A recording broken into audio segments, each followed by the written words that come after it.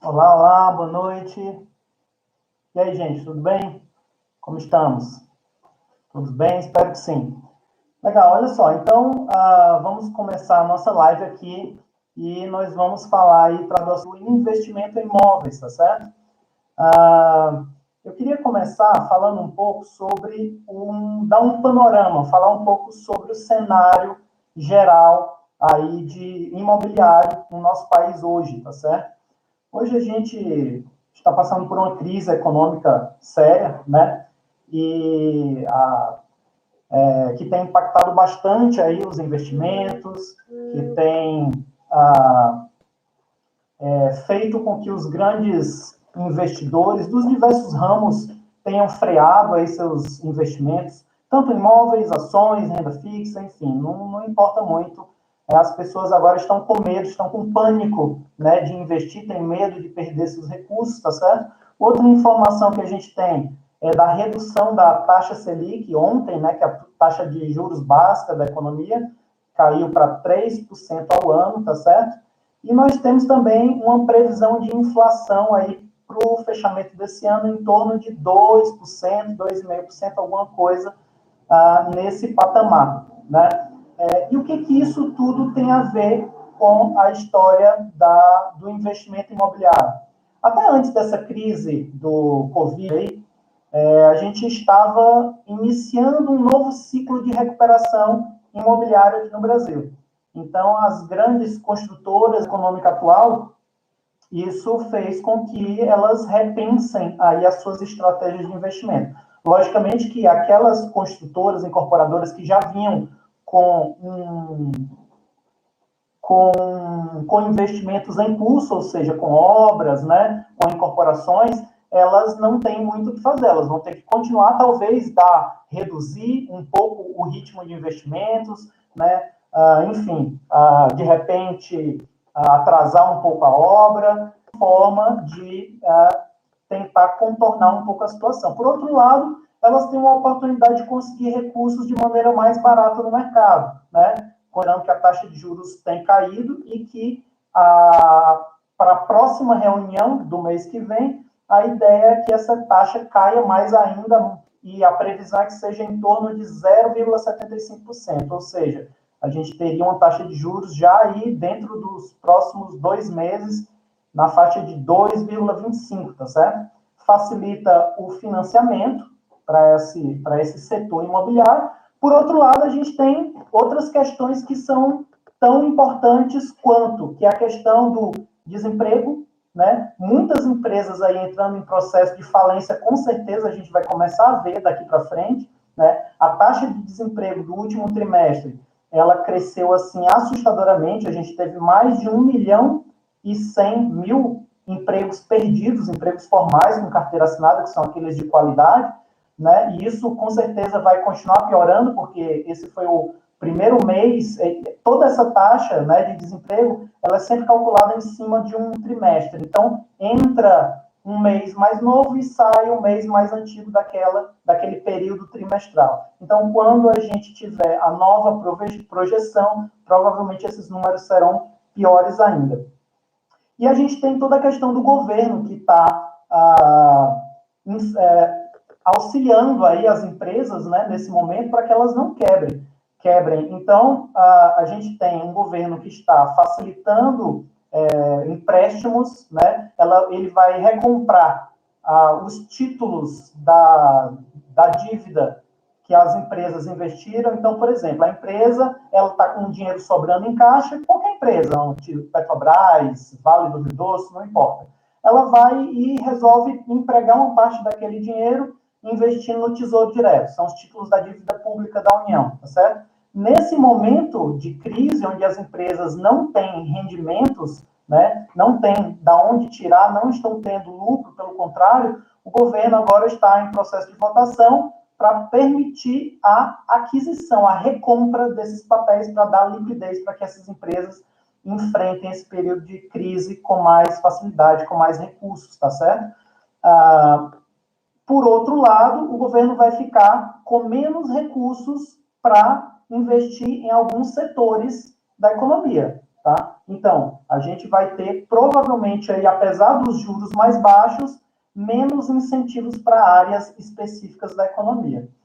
O que mais? Outra coisa, eu estava vendo uma matéria da incorporadora Helbo, e eles estavam falando o seguinte, que a gente, até antes dessa pandemia, o que não muda muito, mas a gente está num novo ciclo, né, no início de um novo ciclo do mercado imobiliário, e que esse ciclo deve durar de 4 a 5 anos, ou seja, para que isso ganhe força, para que o mercado imobiliário ganhe força, deve demorar de 4 a 5 anos, e isso antes da crise. Ou seja, com essa crise, e a gente vê aí que a perspectiva de mercado é que o reflexo dessa crise atual perdure aí por pelo menos até meados ou final do ano que vem. Então, a gente pode acrescentar mais aí 1 ano e meio a 2 anos, né, nessa previsão da incorporadora Helbo, ou seja, a gente teria aí uns 7 anos para que o mercado imobiliário volte a ter força, pujança, isso se não acontecerem novas crises, né? A gente sabe que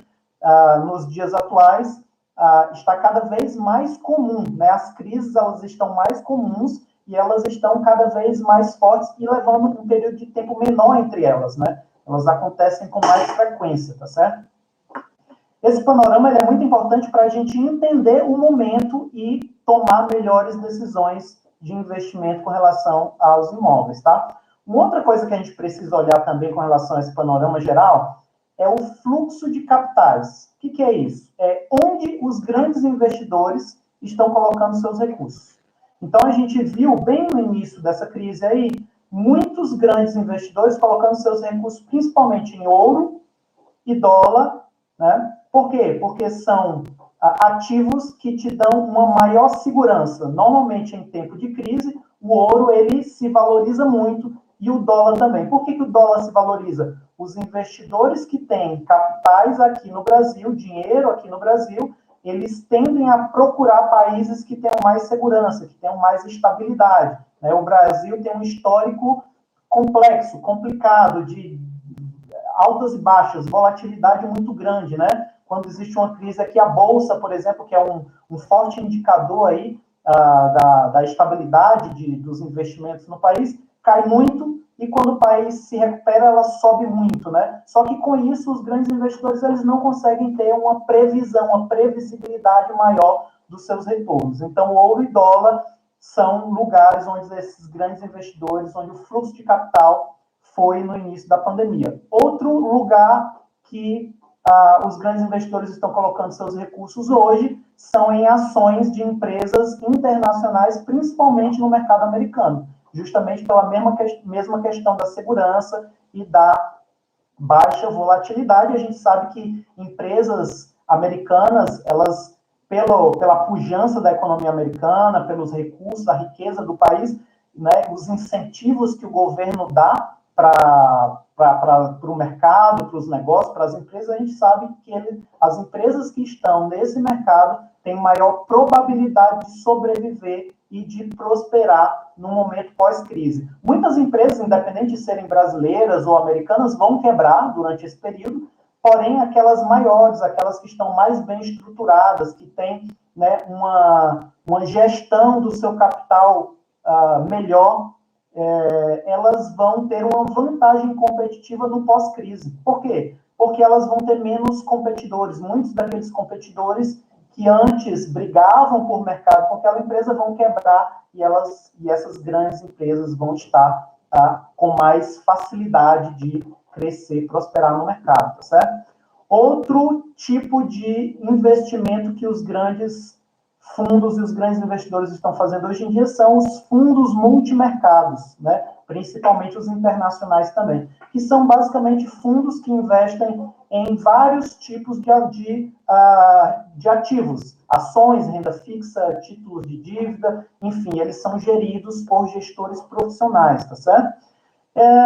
E depois a gente, num momento pós-crise, provavelmente a gente vai ter uma parte desses recursos migrando para negócios próprios, né? Porque momento de crise, pessoal, é momento de oportunidade. A gente tem que botar na cabeça e entender o seguinte: o dinheiro, os recursos financeiros, real, dólar, seja lá qual seja, libra, eles não somem durante um período de crise, né? Empresas quebram, porém tem muitas empresas lucrando muito alto com a crise. Então, por exemplo, os negócios digitais, né? Facebook, Google, Zoom, empresas de teleconferência, etc. e tal, estão ganhando muito dinheiro nessa crise, né? Farmácia está ganhando muito dinheiro nessa crise. Os supermercados de menor porte, aqueles que têm o público-alvo são o varejo, eles também estão lucrando muito nessa crise. Enfim, existem vários setores que estão ganhando muito dinheiro nessa crise e é para onde o dinheiro está migrando. Então, o dinheiro sai daquelas empresas que estão se dando mal para aquelas que estão se dando bem, tá certo? Então, no momento pós-crise, esses grandes fluxos de capitais, esses grandes investidores vão identificar, já estão identificando oportunidades para aportar os seus recursos aí nesses negócios que vão prosperar no momento de pós-crise, tá certo? E também os imóveis. Os imóveis também vão ser uma grande fonte aí de migração de recursos, tá certo? Então, eu enxergo atualmente essa crise, logicamente que para as incorporadoras e para as grandes construtoras é um momento muito delicado, mas para o pequeno investidor, aquela pessoa que faz o dever de casa, que tem recursos, que tem uma reserva para investimentos, né, que tem dinheiro em caixa, ou que tem condições, de repente, de fazer um financiamento que seja atrativo, que seja interessante, é um bom momento de colocar dinheiro. Por quê? Porque os imóveis, a demanda está muito baixa por imóveis, né? Porque as pessoas estão com medo de investir, estão com medo de perder seu emprego, né? Existe uma oferta de imóveis que vinha crescendo, né? Com a demanda baixa e agora vai dar meio que uma estagnada por conta de todo esse problema econômico que está acontecendo. Então, nesse momento de crise, independente de ser imóveis, tá certo? Estou falando de imóveis porque é o foco da nossa live de hoje, tá? Mas tanto imóveis como negócios, como ações, são áreas onde existem muito potencial de investimento, tá certo? Nesse momento de crise, as pessoas elas tiram seu dinheiro dos investimentos de maior risco, de maneira geral, para tentar um porto seguro. Então, tentam colocar, por exemplo, na renda fixa. Só que a gente já viu, eu já falei, né, que a taxa Selic ela tem caído, assim, está na mínima histórica, 3% ao ano. A gente nunca teve uma taxa tão baixa. Então, o investimento em renda fixa, ele é seguro, ele é para proteção do capital e não para crescimento, tá certo? O que mais que eu posso falar para vocês? Eu estou seguindo um scriptzinho aqui, a crise, eu já falei, desemprego, aumentação... Legal. Então, esse é o panorama. Essa é a parte do panorama que eu queria passar para vocês, tá certo? E agora eu vou fazer o seguinte. Depois que a gente passou a entender toda essa dinâmica do cenário atual, né, de investimento, seja lá em ações, seja lá em imóveis, enfim, agora eu vou falar um pouco para vocês sobre as principais modalidades de investimento em imóveis. E eu vou trazer 4 principais para vocês aqui, que eu considero aquelas mais relevantes, digamos assim, né, para a nossa discussão, tá certo? A primeira delas é a arbitragem. O que é a arbitragem? É a compra e venda. É quando você compra por um preço mais barato e você vende lá no futuro por um preço mais elevado, tá certo? Dentro desse processo de arbitragem de imóveis, a gente tem basicamente aí 2 categorias, subcategorias principais, que é você comprar um imóvel pronto, então você fez um estudo no mercado e você avaliou que um imóvel naquela região, por exemplo, o metro quadrado médio da construção naquela área, naquele bairro, custa, não sei, vou chutar aqui, tá certo? 15 mil reais. E aí você verificou que tem um determinado imóvel, por algum motivo, que o proprietário está negociando ele a 12 mil, 10 mil, 11 mil. Então, você identificou uma oportunidade e você adquire aquele imóvel para vender no futuro por um preço mais elevado e ganhar com essa diferença, tá certo? Isso de um imóvel pronto. A outra subcategoria dentro da arbitragem seria a compra do imóvel na planta, né? Então, a incorporadora vai lá, constrói um prédio, por exemplo, né, e vai entregar daqui a 2 anos, 3 anos, e aí você compra hoje para vender lá na frente. E aí eu vou falar um pouco de algumas vantagens e desvantagens dessa opção, tá? Principais vantagens que eu identifico aqui na compra do imóvel na planta. Tem um preço mais baixo, né? Tem um preço mais baixo. Por quê? Porque tem um maior risco, né? Sempre quando a gente fala em investimento, pessoal, a gente precisa muito considerar a questão do risco, tá certo? O risco, ele tem essa ligação direta e funciona da seguinte maneira: quanto maior o risco envolvido em uma operação financeira, maior a possibilidade de ganho. Não significa que você vai ganhar mais. Significa que, caso você ganhe, você pode ganhar muito mais do que outras alternativas que tenham menor risco, tá certo? Então, por esse fato de você estar comprando algo que não está pronto ainda, você tem um risco maior. Pode ser que não entregue, pode ser que a empresa ela vá à falência, pode ser que aconteçam N problemas e você tenha algum tipo de dificuldade com a aquisição do seu imóvel, por isso o preço é mais baixo, tá certo? Outra vantagem aí da aquisição do imóvel na planta, a valorização imobiliária. Então, as pessoas normalmente compram imóvel na planta pensando justamente nisso. Eu vou comprar hoje, porque está mais barato, porque tem maior risco, eu vou assumir esse risco. E aí você tem, logicamente, que fazer um dever de casa, né? Para reduzir o seu risco. Como? Você tem que avaliar a qualidade da incorporadora e da construtora, né? Visitar outros imóveis que essas empresas já construíram para verificar se ela realmente está entregando, se aqueles inquilinos, se aqueles proprietários estão felizes com o imóvel, né? Se eles não tiveram nenhum tipo de problema com documentação, enfim. Se está tudo ok, você vai fazer esse estudo aí, né? Que mais? Outro ponto aí de vantagem é zero de depreciação. A gente sabe que a depreciação é a perda ou do valor de um bem no decorrer do tempo, tá certo? Quando a gente tem uma construção, uma casa, um apartamento, as coisas, as instalações elétricas, hidrossanitárias, enfim, telhado, parede, tudo, vai ficando velho e vai dando custo de manutenção, certo? Você vai tendo que gastar mais. E isso afeta o valor do imóvel. O imóvel na planta, ele ainda está em processo de construção, então a depreciação é zero, por isso ele tem uma valorização também maior. Outra vantagem, a possibilidade de uma personalização prévia. O que é isso? Como o imóvel ainda está na planta, muitas das construtoras e incorporadoras, elas te dão a possibilidade de você fazer uma personalização no teu imóvel. Então, de você, de repente, mudar o layout, né, derrubar uma parede, aumentar um cômodo, colocar um tipo de piso cerâmico, enfim, a pintura X. Então, essa é uma possibilidade também. Você vai negociar direto com o incorporador ou com o construtor para fazer a construção do teu imóvel da maneira que você acha melhor, e quando você receber, ele já vai estar pronto.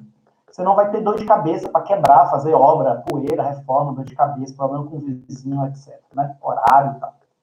Tá? Só uma adendo aqui para quem não está familiarizado com esses termos, né? A diferença de incorporador para construtor, rapidamente, a construtora é a empresa que vai construir, vai executar a obra, tá? E o incorporador é aquela empresa que ele se responsabiliza por tudo que está por trás desse processo de construção. Então, ele vai lá, ele compra o terreno, ele contrata a construtora, ele vai fazer o lançamento do empreendimento, ele vai divulgar, ele vai fazer as vendas, tá? E a construtora somente constrói o imóvel. Mais uma vantagem aí, a facilidade no pagamento, principalmente da entrada, né? Então, a gente sabe que normalmente é prática do mercado, não é uma coisa engessada, mas acontece muito. Quando você vai financiar um imóvel, você normalmente tem que pagar aí uma entrada de pelo menos 20% do valor do imóvel. E durante esse período de construção do imóvel, enquanto o imóvel ainda está na planta, essas empresas, elas facilitam o pagamento dessa entrada, tá? Elas dividem em várias parcelas justamente para aumentar a atratividade para os seus empreendimentos, tá certo? O que mais? Outra vantagem. Você não vai ter risco de dívidas desconhecidas, né? Quando você compra um imóvel pronto, sei lá, um apartamento, por exemplo, pode ser que você tenha que assumir dívidas com IPTU, com condomínio, multas, enfim, do condomínio que você nem sabe, né? De repente você não checou, é um risco também. E a última vantagem que eu elenquei aqui é o tempo que você tem para planejar a sua mudança. Então, você sabe que o imóvel vai ser entregue daqui a 2 anos, então você pode ter esse tempo para, por exemplo, fazer essas adequações, né, na construção, no layout, enfim. Você pode fazer móveis planejados para o seu apartamento, para a sua unidade. Você pode adequar o seu prazo, por exemplo, se você morar de aluguel, adequar o prazo do seu contrato de aluguel para o vencimento, para a entrega do próximo imóvel, e assim por diante fica mais fácil de você se planejar, tá certo? Mas a gente tem alguns riscos também, que precisamos considerar. Um deles eu já falei aí, a falência da construtora. Pode ser e acontece, não é uma coisa tão comum, mas nesse momento de crise é alguma coisa que a gente tem que ficar de olho aberto aí, tá certo? Então, é muito importante investigar a saúde financeira dessa construtora.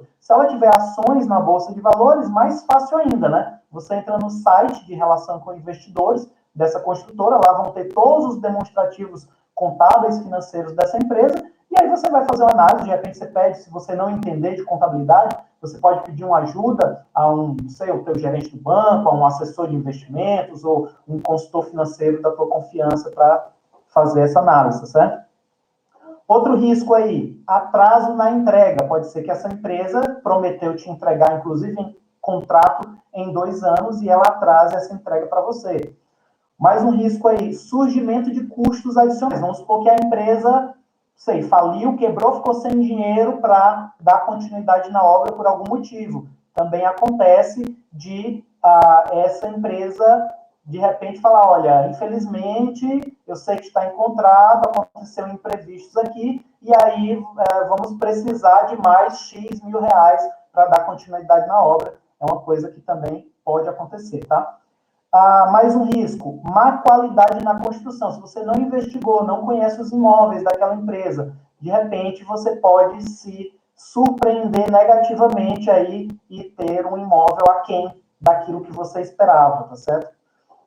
Mais um, problemas com documentação. Então, de repente, a empresa ela tem problemas com terreno ou então com desembaraço da documentação e aí você recebe o imóvel, foi construído, tá tudo ok, você passa a morar lá e aí o prazo para que ela te entregue o registro, né, a matrícula, tal, toda a documentação, às vezes se estende para algum tipo de problema. Isso também é uma possibilidade, tá certo? E para você vender, passar para frente esse imóvel que está com problema de documentação, vai ser bem mais complicado. Afinal de contas, ninguém quer problema, né? A gente quer soluções, tá certo?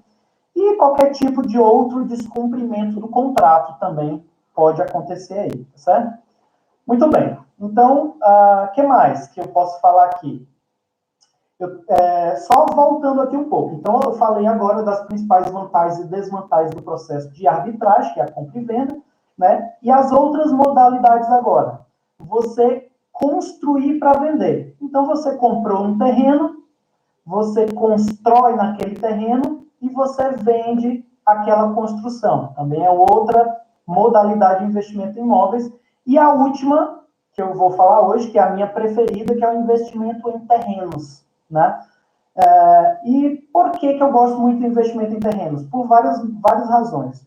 A principal delas é o seguinte: um terreno, ele normalmente ele tem um valor, ele tem mais aceitação de mercado, é mais fácil para vender, por vários motivos.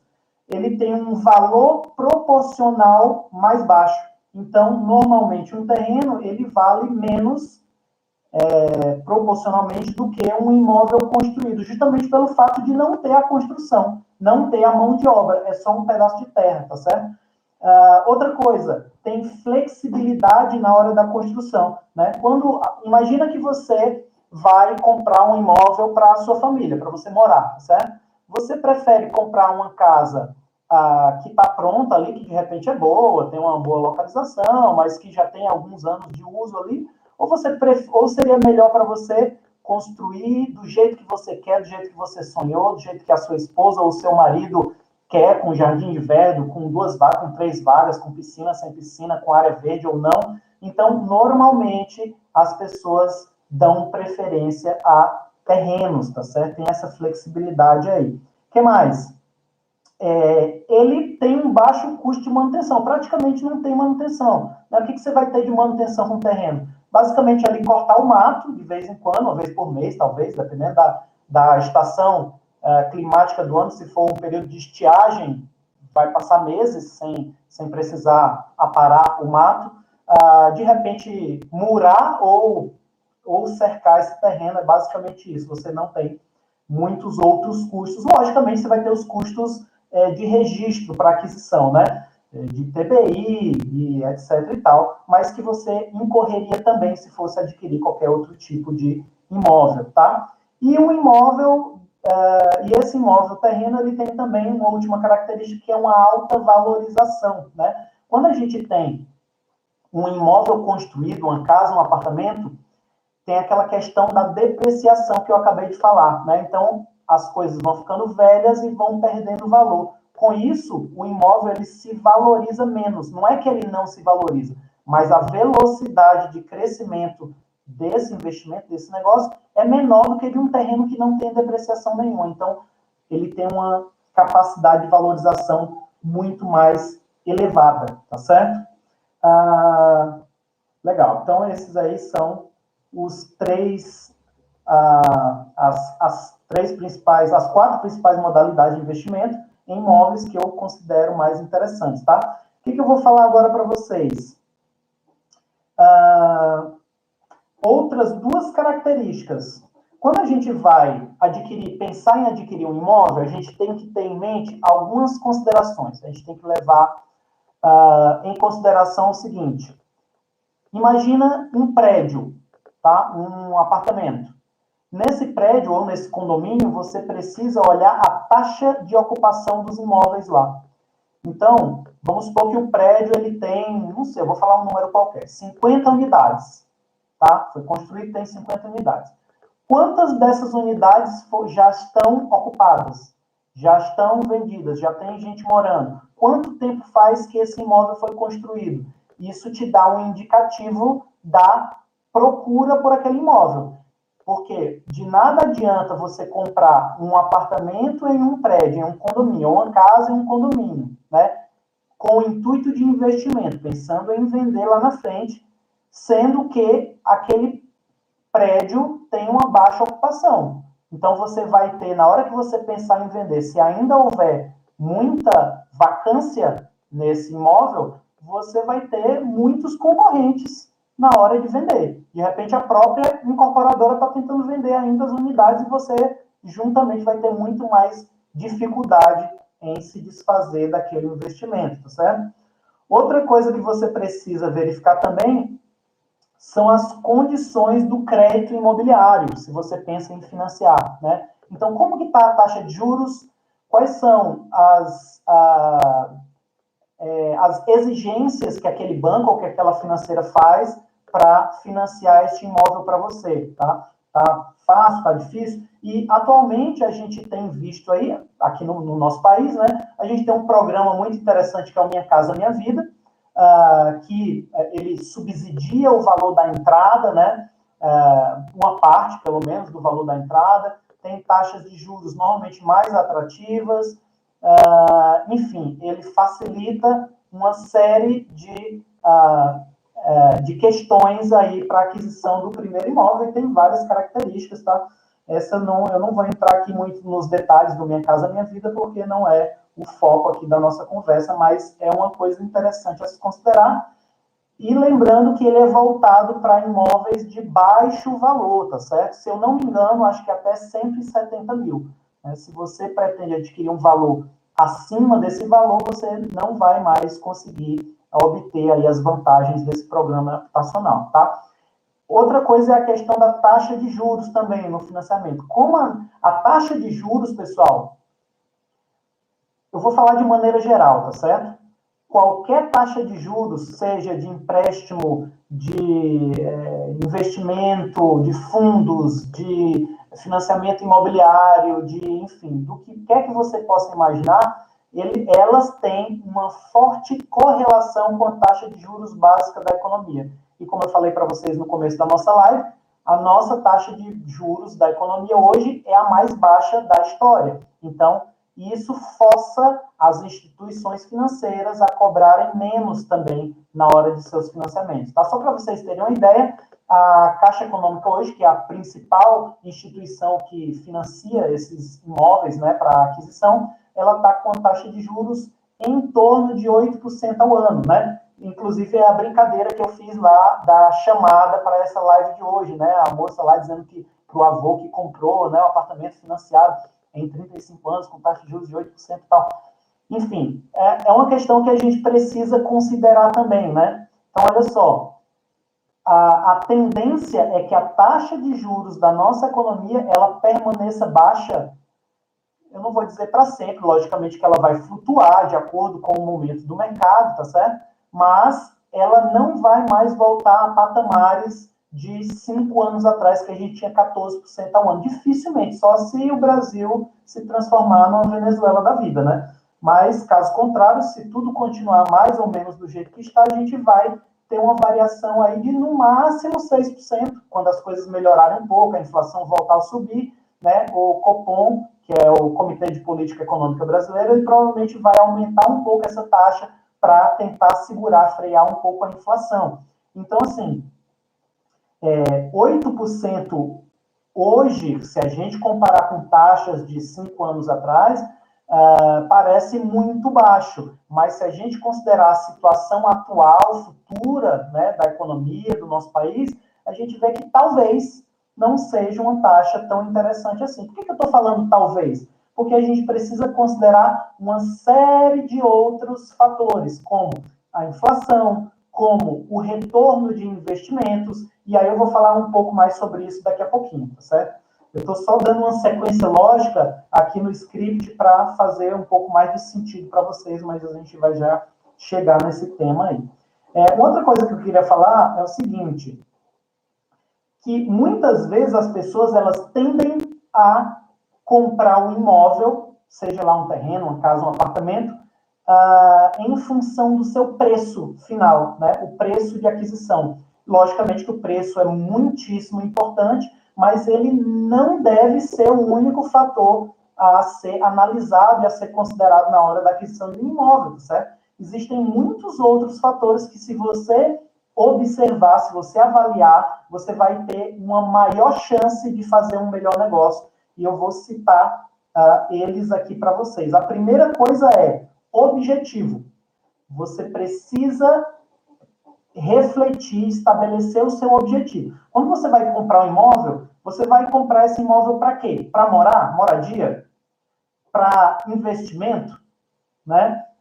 Se for para investimento, qual tipo de modalidade de investimento você quer? Né? Comprar pronto, arbitragem para revender, comprar na planta, construir e vender, ou, enfim, comprar terreno e esperar valorizar para vender. Então, você precisa considerar isso. Por quê? Porque cada tipo de objetivo diferente vai te trazer características diferentes com relação à aquisição daquele teu imóvel, tá certo? E eu vou te dar alguns exemplos aqui, olha.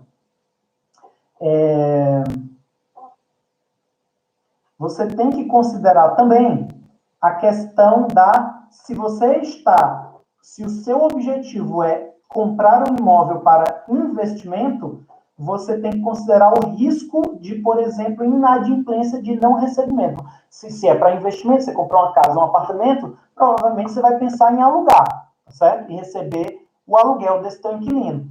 E se esse inquilino não te pagar? Ou pior, e se, de repente, durante a crise, a demanda por imóveis está baixa e você passar 3, 4, 5, 6 meses com esse imóvel desocupado? Então, é um risco que você precisa considerar. Outra coisa, a diversificação. Quando você vai investir, independente do que quer que seja, seja imóveis, ações ou, enfim, renda fixa, E uma das premissas básicas do investimento é a diversificação. Então, você não coloque todos os seus ovos, todo o seu capital, todo o seu dinheiro em um mesmo tipo de negócio, em um mesmo tipo de investimento. Por quê? Justamente por conta das crises, né, que são cíclicas, elas vão e vêm, né? Então, por exemplo, se alguém falou para você, você viu na TV que o investimento em ações é muito bom. Aí você foi lá em dezembro do ano passado, pegou todo o dinheiro que você tinha guardado e colocou tudo em ações, e aí veio a crise, a pandemia atual, e aí você provavelmente, se não tinha uma estratégia, não sabia o que estava fazendo direito, você provavelmente perdeu muito dinheiro, tá certo? Então, é muito importante diversificar. Então, você coloca uma parte em ações, uma parte em renda fixa, uma parte em imóveis, e assim vai. Outra característica aí do imóvel para investimento é a questão da solidez, né? O imóvel, muitas vezes, ele é criticado, principalmente por quem investe em renda variável, em ações, porque as pessoas falam assim, mas investimento em imóveis já era, morreu, já passou, foi coisa do passado. Quem ganhou dinheiro com imóveis ganhou, quem não ganhou, não ganha mais. Não é bem assim, né? A gente não tem como generalizar e dizer que não vale mais a pena ou que ainda vale a pena. A gente tem que verificar qual que é o teu objetivo, a questão da diversificação e da solidez. Olha só, nesse momento de crise, quando você colocou dinheiro em ações, você provavelmente perdeu durante esse vai e vem da bolsa. Mas se você colocou no imóvel, independente de qualquer crise, o terreno está lá, a parede está lá, o vaso sanitário está lá, o telhado está lá. Então, é uma coisa que ninguém vai tomar de você. A gente sabe que anos atrás, aí, na época do Collor, a gente teve um bloqueio, né, do dinheiro, dos investimentos das pessoas que estavam aí no mercado financeiro, né? Isso é impossível de fazer com imóveis. Como que o governo vai tomar a tua casa, a não ser que isso vire aqui uma ditadura, né? Ou um comunismo. Aí, talvez, se for um comunismo, ele pode tomar posse, sim, do teu imóvel. Mas é muito difícil, o risco é muito baixo, né? Então, é sólido, é um investimento sólido, tá certo? O que mais de característica? O investimento em imóveis, a gente já falou aí que tem baixa liquidez. Quanto tempo vocês acreditam que demora para vender uma casa que custa 300 mil, por exemplo? Né? Às vezes demora meses, às vezes demora anos, às vezes a pessoa passa a vida toda e não consegue vender. Ou se ela realmente baixar muito o preço, vender por um valor muito abaixo do valor de mercado para conseguir passar aquela casa para frente, principalmente se a localização não for tão interessante, né? Que mais que a gente tem de característica aqui? A valorização, né? Então, quando você vai comprar um imóvel para investimento, você tem que pensar muito na questão da localização. Muitas vezes é melhor você comprar um imóvel em uma ótima localização por um preço talvez um pouco acima do mercado, porque a chance de valorização desse imóvel é muito maior do que, de repente, você comprar um imóvel barato num local de difícil acesso, ou que não tem facilidades, ou que, de repente, em grandes centros, né, que tenha, não seja distante de uma linha de metrô, por exemplo, ou do transporte público, do ônibus, e assim por diante. Né? Então, imóvel para investimento tem características diferentes de imóveis para moradia, tá? Mais um fator aí, ó.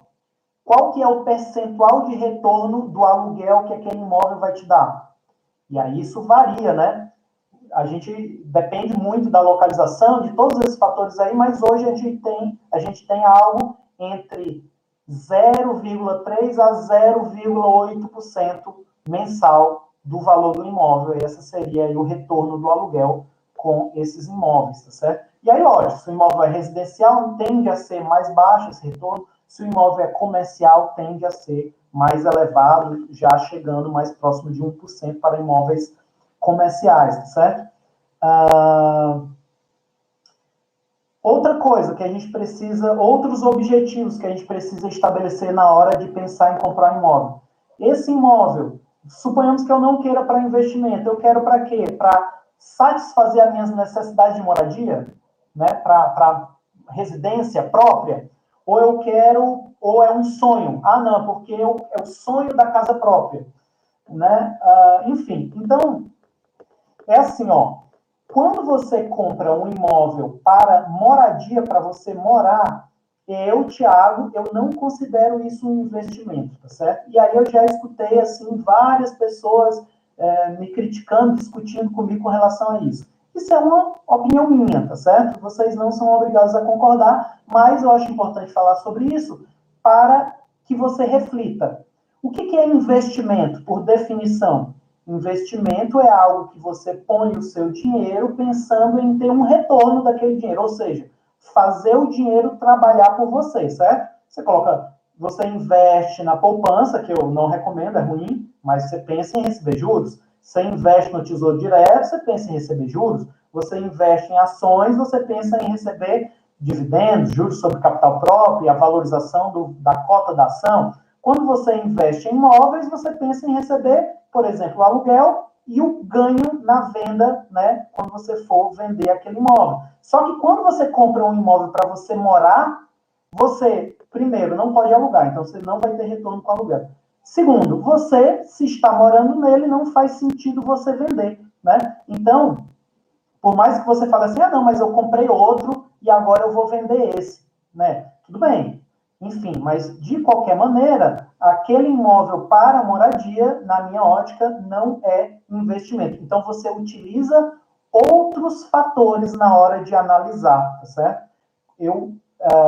Quando você vai investir em um imóvel pensando em crescimento patrimonial, você tem que considerar todas essas características que eu acabei de elencar. E outra coisa também, você precisa considerar as desvantagens, os custos, né? Eu tenho até uma lista aqui, ó, de coisas que a gente precisa considerar. Por exemplo, ó, quando você compra um imóvel, você vai arcar com manutenção periódica. Então, pelo menos a cada aí, se o imóvel for bem construído e for novo, a cada, sei lá, 5, 6 anos, você vai ter que gastar com pintura, com problema no telhado, na casa, no piso, outras coisas, né? Você vai ter o custo da corretagem, né? Com o corretor, com a imobiliária, que varia aí de 3 a 6% do valor do imóvel. Você vai ter que pagar IPTU, né? Que é mais ou menos 5% do valor do imóvel. Você vai ter que arcar com as custas cartoriais da aquisição, que é o quê? ITBI, o registro dos documentos, escrevente, as certidões, despachante, etc. Isso varia mais ou menos em torno de 5% do valor do imóvel, tá? Você vai ter aí possíveis perdas de receita, né, em decorrência dessa desocupação. Você pode ter inadimplência do inquilino, despesas com condomínio, taxa extra, reforma, gastos com vigilância, segurança, jardineiro, piscina, se for o caso, né, lógico, você vai ter que considerar caso a caso. A inflação é um fator que muita gente não considera na hora de investir em imóveis, tá certo? A inflação é a perda de poder de compra do dinheiro. E quando você compra um imóvel, a inflação precisa ser descontada. Porque, por exemplo, você comprou por 100 e você 10 anos depois vendeu por 200. Aí você fala, nossa, tive 100% de retorno no meu investimento. Mas você esqueceu de descontar a inflação e todas essas despesas que você teve durante esse período, com manutenção, etc. E muitas dessas despesas vão incidir de duas vezes, né? Por exemplo, as despesas com cartório, você vai pagar na hora que você compra e vai pagar na hora que você vende, tá certo? Os juros, se for financiado, você vai ter que pagar juros, né? E, enfim, e ainda tem uma questão que é o endividamento. Se você financiou, hoje a Caixa Econômica, ela te dá uma possibilidade de financiar um imóvel por um prazo máximo de até 35 anos. Imagina você, faz um financiamento, hoje você é solteiro, por exemplo, uma situação hipotética. Financiou um imóvel por 35 anos com taxa de 8% ao ano, e aí você vai ficar preso, escravo daquele financiamento por 35 anos. E se você casar? E se você tiver filhos? E se a família ficar grande demais para as proporções daquele imóvel? E se você receber uma proposta de trabalho em outra cidade? Se você precisa mudar para outro estado, para outro país? Isso tudo vão ser limitações. As pessoas falam, não, mas eu posso alugar. Tá, mas aí você vai alugar o seu imóvel para alugar, e aí você provavelmente vai morar de aluguel em outro imóvel, em outra cidade, ou seja, tudo dificulta, né? ou seja, você perde flexibilidade e mobilidade quando você adquire um imóvel para moradia, tá certo? Eu queria falar um pouco agora, deixa eu ver aqui como está o meu script aqui. Só mais duas coisas que você precisa considerar aí na hora de adquirir o seu imóvel. A idade, né, desse imóvel, que é essa questão que vai influenciar diretamente no preço dele, né, na depreciação, tá? Se ele é novo, se ele é usado, se vai ser na planta. As formas de pagamento, se você vai utilizar o Minha Casa Minha Vida, se vai ser financiamento pela Caixa Econômica e outras modalidades, se você vai comprar à vista, que é uma coisa que eu sei que não é realidade para a grande maioria das pessoas, mas que eu recomendo muito, tá certo? Comprar à vista. E não é uma coisa impossível mesmo para quem ganha pouco. Porque, olha só, quando você financia, o que é um financiamento? É uma antecipação de consumo. Você está pegando algo, comprando algo que você não teria condições de comprar hoje, então o banco vai lá, compra para você e você vai pagando as prestações para o banco. Mas você poderia muito bem ir juntando essas prestações em um tipo de investimento e quando você tivesse dinheiro suficiente, você poderia comprar à vista e muitas vezes com um desconto, né, muito superior, porque quem compra à vista tem mais desconto. Imagina que você quisesse comprar, imagina que você tivesse um imóvel para vender, 300 mil vale o seu imóvel, tá certo? E aí surgiram duas pessoas interessadas em comprar esse imóvel. Um que vai financiar, e aí ele vai pagar os 300 mil, só que aí vai ter que reunir toda a documentação sua e dele, fazer registrar, reconhecer firma, ir no banco, assinar contrato, isso demora, tem todo um problema, até liberar o dinheiro para você receber, tem todo um caminho a ser percorrido, tá? E a outra pessoa, ela também está interessada no imóvel, só que ela chega para você e fala assim, olha, fulano, eu quero seu imóvel, estou interessado, e eu vou te dar o dinheiro à vista, aqui, ó, transfiro para sua conta agora, assim que a gente assinar o contrato. Só que assim, ó, eu só tenho 270 mil.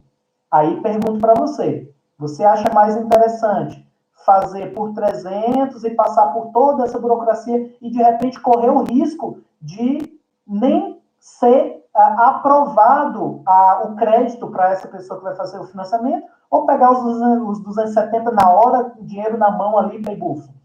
Né? Muitas vezes, eu, de repente, pegaria os 270 na hora, né? Então, é isso também. Quando você compra à vista, você tem um maior poder de negociação, tá certo? Outra coisa muito importante a se considerar na hora de fazer a aquisição do imóvel é você criar uma espécie de um checklist, uma tabela, pode ser num caderno, nem precisa ser no computador, numa folha, não sei, para você colocar ali os pontos de atenção. Então, é uma forma de você precificar o imóvel, de você fazer um valuation. Então, você deve visitar os imóveis ali das redondezas do bairro, da vizinhança, né, dos quarteirões próximos. Para quê? Para conhecer qual que é o valor do metro quadrado médio construído naquela área, né?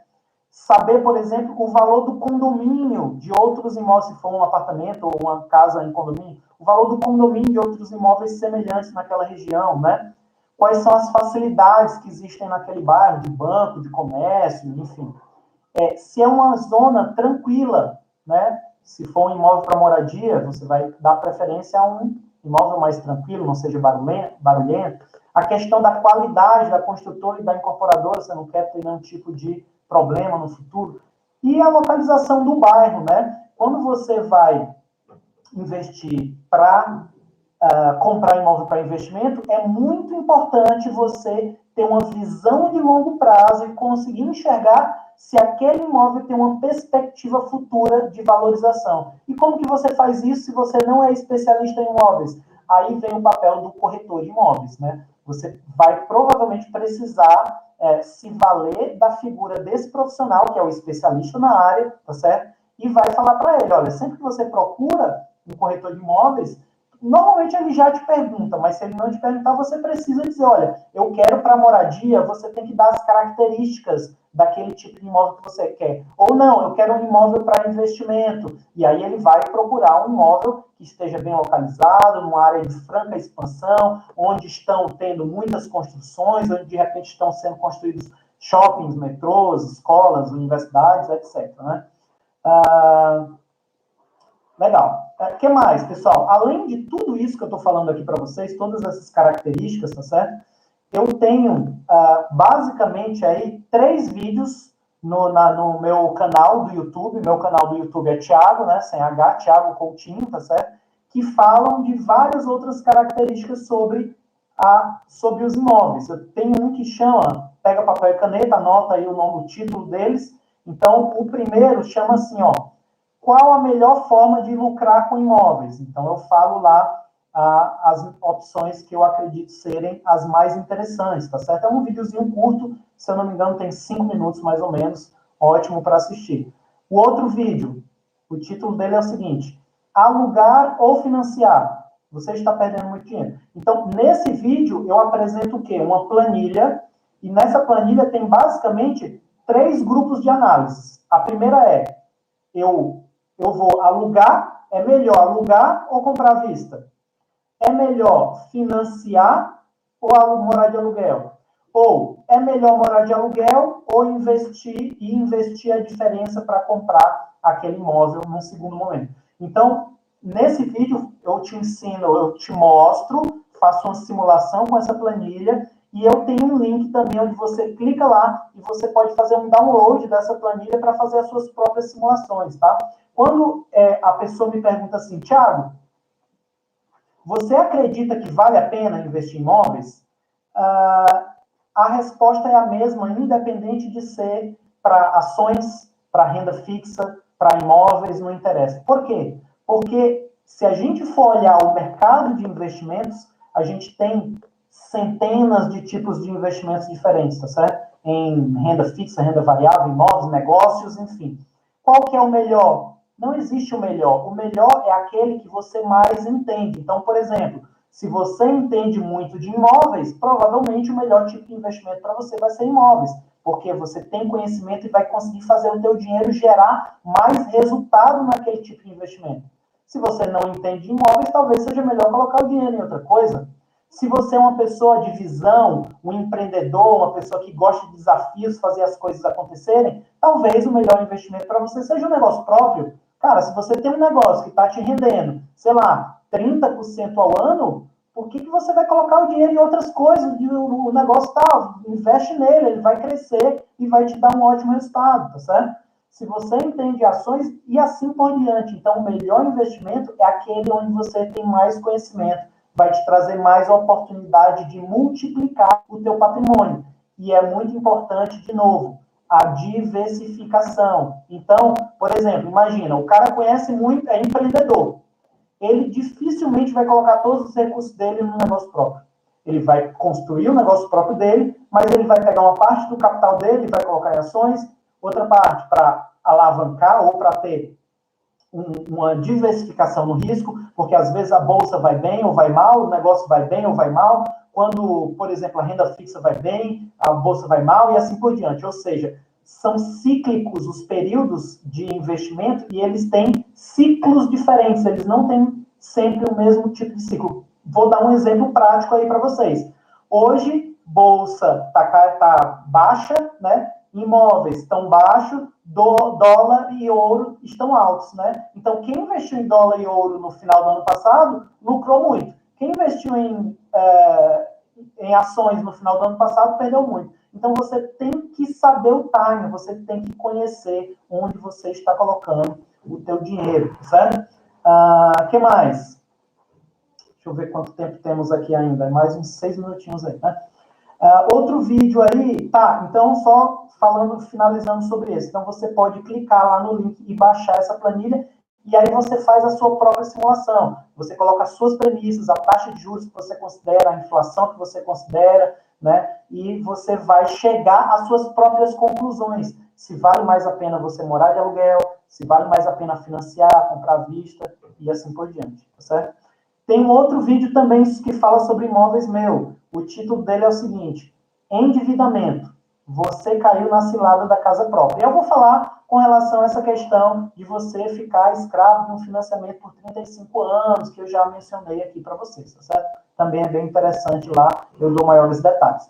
E tem uma live que eu gravei há pouco tempo, mas que ainda não está disponível. Vou disponibilizar nas próximas semanas aí, que é com um colega, que ele é gerente, né, de uma grande instituição financeira aí, e a gente falou sobre portabilidade de dívidas, tá? Então, a gente mostra lá quais são as vantagens, as desvantagens, como fazer, o que precisa para você tirar a sua dívida de uma instituição financeira e levar para outra. E por que você faria isso? Porque quando você consegue fazer isso, normalmente você vai ter um desconto, você vai pagar menos juros e vai ficar mais barata a tua dívida, tá? Então, são essas as dicas que eu tenho aí para vocês com relação aos meus vídeos, tá? Que mais que eu quero falar? Deixa eu ver quantos minutos temos. Ainda temos mais 4 minutinhos aí para fechar. Então, só para concluir, então, a nossa live, eu vou falar um pouco do meu histórico familiar com relação a imóveis, tá? Então, assim, ó, hoje eu tenho 2 imóveis, tá? Eu moro de aluguel, né? Eu moro aqui na cidade de Limeira, moro de aluguel. Meu aluguel, ele está dentro dentro das minhas expectativas aí de gasto, e provavelmente eu gasto menos com aluguel aqui do que eu gastaria pagando um financiamento de um imóvel. Então, hoje, eu não tenho pretensão nenhuma de adquirir um imóvel para moradia. Até porque eu já morei em Fortaleza, já morei em Salvador, já morei em Toronto, já morei em Piracicaba, moro em Limeira e amanhã eu não sei onde eu vou morar. Então, eu gosto de ter essa flexibilidade de morar onde eu quero, onde eu quiser, ir atrás de oportunidades. Então, eu não gosto de criar raízes profundas em nenhum lugar, tá certo? Mesmo assim, eu tenho 2 imóveis. Um deles eu adquiri, o primeiro que eu adquiri foi por conta de uma oportunidade. A minha mãe, ela tem 7 imóveis, tá? E ela estava comprando alguns imóveis numa região, eu sou de Fortaleza, né, sou cearense, minha mãe mora lá também, ela estava adquirindo alguns imóveis num determinado bairro lá no Benfica, e ela comprou alguns, né, imóveis de baixo valor. É uma outra recomendação que eu faço também: se você for comprar imóvel para investimento, dê preferência a imóveis de baixo valor. Afinal de contas, você acredita que é mais fácil a pessoa ter 150 mil e comprar uma Minha Casa Minha Vida com subsídio, né, de entrada, de juros mais baixos, de parcela mais baixa, ou comprar um imóvel de 300, 400, 500 mil? Então, imóvel para investimento, se você não quer ter problemas, compre imóvel com valor mais baixo, tá certo? Então, minha mãe comprou vários kitnets numa região lá, num bairro chamado Benfica, lá em Fortaleza. E aí, depois de alguns meses, ela chegou para mim e falou assim: nossa, Thiago, surgiu um apartamento fantástico num outro condomínio aqui do lado onde eu comprei.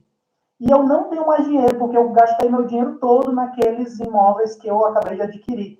Você não tem interesse em comprar, meu filho? É muito melhor do que os meus, está com preço, está um desconto assim. E assim, a minha mãe, ela não tem grande conhecimento em imóveis, né? Mas ela gosta, ela tem filha, ela vai lá, ela pesquisa, ela pergunta a um, pergunta a outro, conversa com o síndico, conversa com o vizinho, com o morador, e assim vai, né? E aí eu falei: nossa, mãe, depende, quanto que é? E aí ela falou o valor, eu falei: nossa, mas só isso? E eu tinha grana, né? E aí eu comprei.